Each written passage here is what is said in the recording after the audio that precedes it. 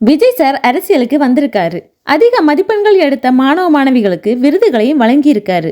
அதை பற்றிய உங்களோட கருத்து என்ன என்று பிரேமலதா விஜயகாந்திடம் கேட்டதற்கு அவர் கூறியிருப்பதாவது: விஜய் அரசியலுக்கு வந்திருக்காரு, ஸ்டூடெண்ட்ஸுக்கு ஹெல்ப் பண்ணியிருக்காரு, வாழ்த்துக்கள், பொறுத்திருந்து பார்ப்போம் என்று கூறினார். அடுத்ததாக, தமிழ்நாட்டில் நல்ல தலைவர்கள் இல்லை, அதனால் நல்ல தலைவர்கள் தேவை என்று சொல்லியிருக்காரு. அதை பற்றிய உங்களோட கருத்து என்ன என்று கேட்டதற்கு அவருடன் நின்றவர்கள் உடனே அதுதான் நல்ல தலைவி இருக்காங்களே என்று கூறினார்கள்.